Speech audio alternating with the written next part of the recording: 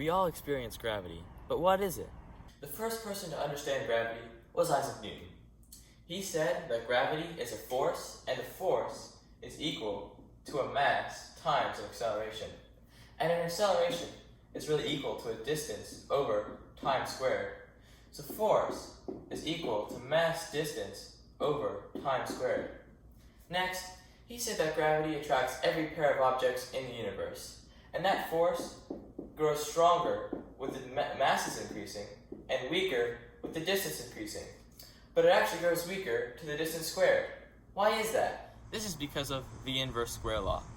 Assume at the center of this balloon there is a massive object, and the balloon represents its gravitational field.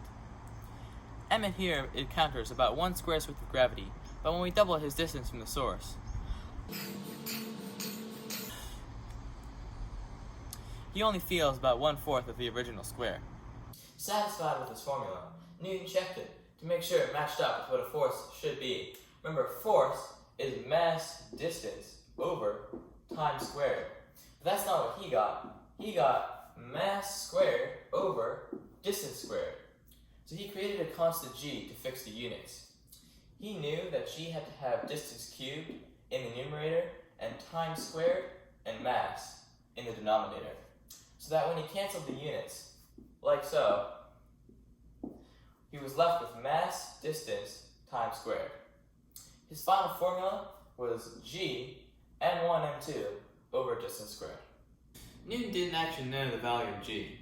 That wasn't found until many years later when a man named Cavendish set up a device like this, with a mass on either end. By moving a larger mass nearer, the gravitational attraction between these two masses got the device to turn back and forth.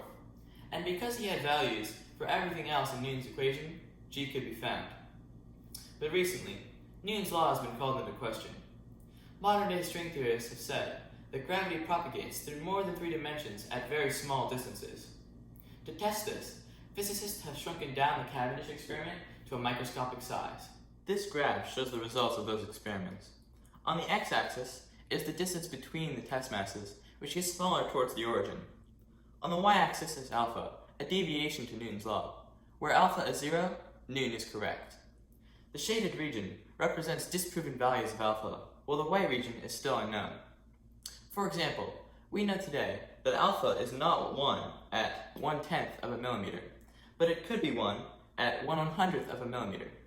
So far, no difference to Newton's law has been found. Though we've known about gravity for a very long time, we still don't understand everything about it.